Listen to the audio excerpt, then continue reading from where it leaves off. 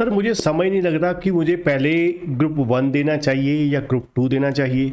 कुछ लोग कहते हैं कि ग्रुप वन पहले देना चाहिए। उसके पीछे का कारण है कि हमारे पास कुछ सब्जेक्ट ऐसे हैं जो ग्रुप वन करने के बाद उसके जो बेसिक्स हैं ग्रुप टू में काम आएंगे, तो इसलिए पहले ग्रुप वन ही करना चाहिए फिर ग्रुप टू करना चाहिए। ठीक है सर, बहुत कंफ्यूज है, तो इस कंफ्यूजन से थोड़ा सा निजात दिलाइए, इस सॉल्यूशन हमारे को दीजिए इस प्रॉब्लम का। मेरा नाम है बच्चों सी एस संदीप अरोड़ा, और यहाँ हम बात करने वाले हैं आपके एक इम्पॉर्टेंट क्वेश्चन का, इम्पॉर्टेंट टॉपिक का, कि ग्रुप वन पहले या ग्रुप टू पहले देना चाहिए। जो बच्चे चैनल पर नए, चैनल को सब्सक्राइब करना और बेल आइकन दबाना मत भूलिएगा। और CS एग्जीक्यूटिव क्लासेस बाय करने के लिए विजिट कीजिए kcctutorial.com पे। डिस्क्रिप्शन में आपको लिंक भी मिल जाएगा। बहुत ही अफोर्डेबल प्राइस पे हाई क्वालिटी वीडियो अवेलेबल है, बहुत ही क्वालिटी के नोट्स, पास्ट क्वेश्चन बैंक, सबसे इंपॉर्टेंट आपको डाउट सेशन सपोर्ट्स के साथ। ठीक है, टीचर की proper guidance, regular mentorship sessions के साथ, टेस्ट सीरीज के साथ। ठीक है, तो चलिए बात करते हैं। जैसे कि आपको पता है ग्रुप वन में 4 पेपर हैं आपके कुल मिला के, ग्रुप टू में आपके 3 पेपर हैं। ठीक है, अब ग्रुप वन में जो 4 पेपर हैं उसमें आपका पहला पेपर आ जाता है JIGL, दूसरा आपका पेपर आ जाता है कंपनी लॉ इन प्रैक्टिस, तीसरा पेपर आपका आ जाता है SBILL, चौथा पेपर आ जाता है आपका CAFM। देखिए, सबसे पहले मैं बिना कोई रीज़न दिए कि क्या पहले इसका सिलेबस का लिंक उसके साथ है या नहीं है, सबसे पहले जो इम्पोर्टेंट बात बनती है कि आपको ग्रुप वन चूज़ करना चाहिए या ग्रुप टू। ठीक है, उसके लिए सबसे इम्पोर्टेंट है कि आपके पास टाइम कितना है। देखिए, जो ग्रुप वन है वो ग्रुप टू से काफ़ी लेंथी है।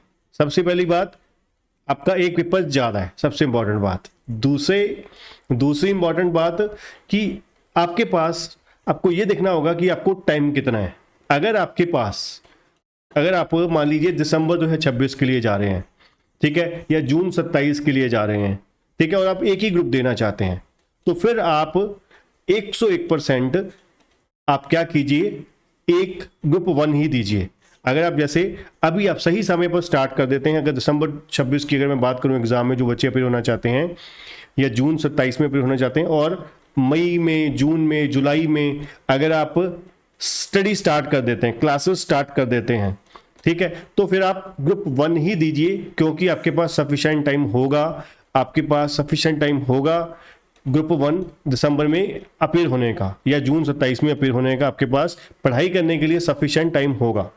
ठीक है, तो सबसे बड़ा कारण, अगर आपके पास टाइम है, सफिशिएंट टाइम है आपको स्टडी करने का, आपको रिवाइज करने का, आपको practice, written practice, writing practice करने का, आपको टेस्ट सीरीज देने का, तो आप पहले ग्रुप वन की तरफ ही जाइए, क्योंकि ग्रुप वन का सिलेबस ग्रुप टू के कंपैरेटिवली काफ़ी ज़्यादा है। सबसे बड़ा कारण ग्रुप वन की तरफ जाने का। ठीक है जी, फिर आते हैं आप ग्रुप टू की तरफ।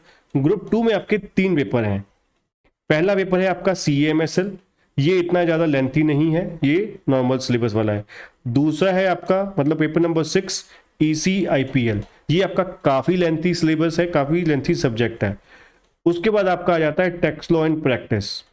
टैक्स लॉ एंड प्रैक्टिस में आपके 2 सेक्शन हैं, एक है आपका DT का मतलब इनकम टैक्स का, और दूसरा है आपका IDT का मतलब GST एंड कस्टम थोड़ा सा है, GST है। तो कुल मिला के देखा जाए ग्रुप टू का भी सिलेबस कम नहीं है, but as compare to the group one syllabus कम ही है, क्योंकि इनका IDT लिमिटेड है, ठीक है, DT का सिलेबस ठीक है, फिर भी मतलब ओवरऑल कह सकते हो आप ECIPL ही है जो एक लेंथी सब्जेक्ट है। बट ग्रुप वन में अगर जाओगे, कंपनी लॉ काफ़ी वास्ट है, काफ़ी, क्योंकि हमारा एक्सपर्टीज होने वाला है इसी में, कंपनी लॉ में ही, तो कंपनी लॉ डिटेल में ही होगा। ठीक है, उसके बाद SBIL भी काफ़ी लेंथी सब्जेक्ट है, CAFM काफ़ी लेंथी है, ठीक है, JIGL टेक्निकल है।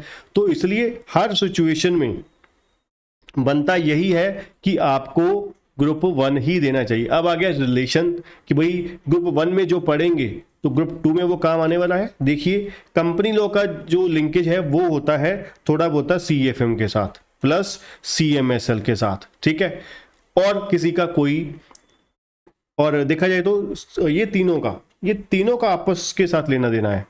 ये तीनों सब्जेक्ट का, ये तीनों कौन से, कंपनी लॉ, SBIL और CEFM, ये तीनों का फिर भी आपस में लेना देना है। बाकियों का ग्रुप 2 वाले का, या फिर आप कह सकते हो कॉर्पोरेट कंपनी लॉ का और कंपनी अकाउंट का थोड़ा बहुत रिलेशन है CMSL में, ठीक है। अदरवाइज किसी का कोई आपस में लिंकेज नहीं है, ठीक है। तो कुल मिला के ये मेरी तरफ से ओपिनियन है, आप लोगों के लिए गाइडेंस है, सजेशन है, ठीक है। तो आप इसके अकॉर्डिंगली अपना डिसीजन बना सकते हैं। उम्मीद करता हूँ आपको वीडियो अच्छा लगा होगा। चैनल को सब्सक्राइब कर दीजिए फटाफट, वीडियो को लाइक, और क्लासेस फटाफट बाय करने के लिए विजिट कीजिए kcctutorial.com में। डिस्क्रिप्शन में आपको लिंक भी मिल जाएगा, और आगे कोई ऑफर्स अवेलेबल हैं तो उसके लिए आप नीचे दिए गए कॉन्टैक्ट नंबर पर व्हाट्सएप करके जान सकते हैं।